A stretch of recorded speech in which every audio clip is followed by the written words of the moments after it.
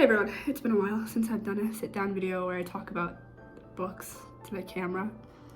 It's actually been almost 2 years, so hooray for a new video. This last year was a really great reading year for me, and I hope I can keep the momentum going. And I usually take my book reviews one book at a time, as you've seen on my Books and Looks series. So this is kind of new territory for me. Now that I'm like reading more into the year, I think I'd rather do monthly updates on what I'm reading rather than one book at a time. So hopefully we'll have more of these going. I've never done a recap video where I actually talk about the books that I've read all year. So let's get into the books that I read for 2022. Today, me and my matcha bring you... This actually needs to be stirred, hold on. So delicious. Today, me and my matcha bring you To All the Books I Loved Before, every book that I read in 2022. Numero uno, The Cruel Prince by Holly Black. Wow, what a book. This book is rated YA 14+.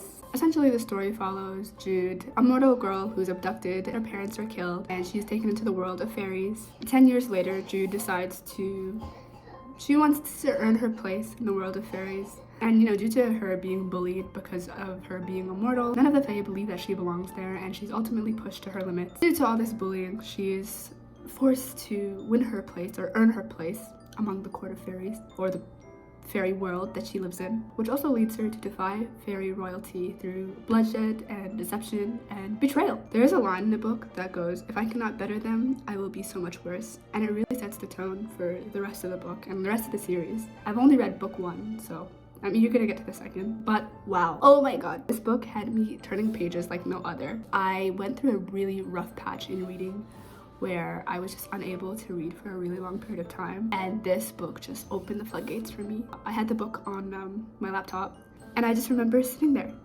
day in, day out, breakfast, lunch, and dinner, reading. I would be in my bed like this, just reading. And because I didn't have the physical copy, I just had to haul my laptop around. So it did take me a long time to even get into the book. I think I had read the first chapter of this book in May of 2021. Yeah, and it took me until, let's say, July of 2022 to actually get into the book, just because I felt like that first chapter was really cliched and cringy. Like it took me a while. Like I could not read YA books for a really long period of time, and the whole, oh, my parents are dead, and oh, I don't fit into the world, and oh, I have to earn my right in this magical world, like it was too much. I couldn't do it. And then one day I was bored in the summertime, and hey, here I am now, fully reborn. I'm a changed woman, and I love that book. I really do. That being said, if you like fantasy, revenge, anything magical, drama, I highly recommend this book, and I'm giving it a 9 out of 10. Next up is Heartstopper, Volume 1.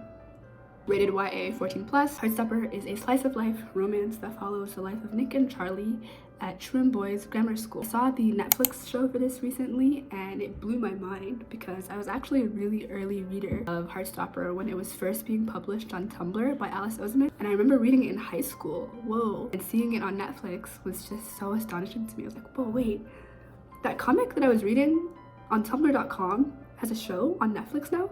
And so I binge watched the show, obviously. It got me all in my feelings. Yeah, that initially drew me back to go and read about Heartstopper. Just live in the nostalgia. Didn't realize how actually hilarious and like feel good it was. I hadn't had a read that was just purely like, obviously there's content warning for eating disorders, bullying, homophobia, but beyond that, just a really comforting read. I decided to just read Volume 1 just because I know the Netflix series is gonna have more, and I'd just rather watch it because it's really good. Rereading Heartstopper actually ended up prompting me to read Solitaire as well. I never finished it fully, but it's also a really good, I guess, prequel to Heartstopper. Solitaire follows the life of Charlie's sister and her life.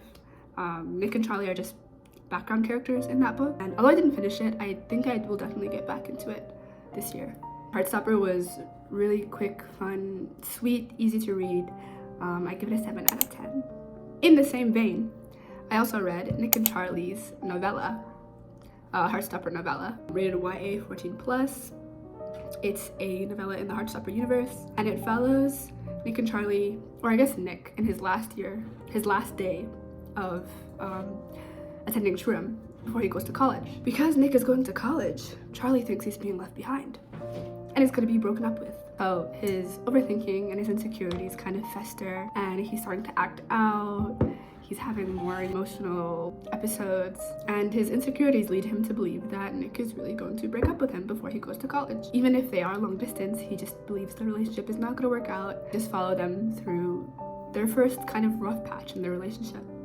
I cried multiple times reading this. I think Charlie is just a somber, sensitive, and highly relatable character to me. And I easily got swept up in the emotions of the book. I really sat down. I demolished that in like about a day, maybe a day and a half it took me. But wow, was I floored by how good of a book. I think I liked Nick and Charlie more than I enjoyed reading the Heartstopper webcomic. I guess I have this expectation for certain webcomics to just be funny, but because this is my first book that I've actually read from Alice Oseman, I was reading it and I didn't have the visual assistance. I didn't realize how good Alice Oseman's humor chops were and how funny Charlie is. His deadpan humor, his impressions. Alice Oseman extends her legs, really gives more of a breath of life into Charlie with the way they've written Charlie in this one. So good, wow, so hilarious. And I also listened to the audiobook as well, which is also great in itself. I think if you listen to the audiobook, you'll have a great time getting into the characters, because the voice actors who lend their talents to narrating Nick and Charlie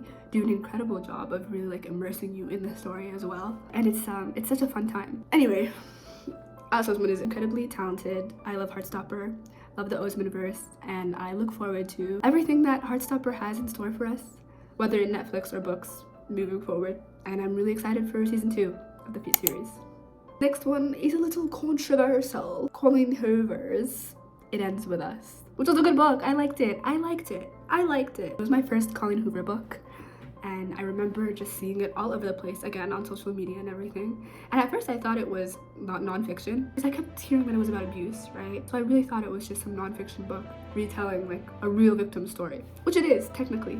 It's about Colleen Hoover's mother, inspired by her mother's story. The story is about the cycle of abuse and how victims often find themselves subconsciously or consciously stuck within, their abuser and their emotions, and how the cycle of abuse, when you live in it as a child, can continue into your adulthood, which is really brave. I think she tackled the story fairly well. Despite what people on the internet say, I love this book. I love the pacing. I loved when we get glimpses into Lily's teenagehood and childhood life through her diary. I thought it was an interesting way to tackle her backstory, and then how the diaries are brought back later on in the book. I found it like really lovable and enjoyable, and despite the hate she gets, Colleen Hoover is a talented writer, and I will be buying It Starts With Us. I will be reading that as well. It Ends With Us gets a 7 out of 10 from me.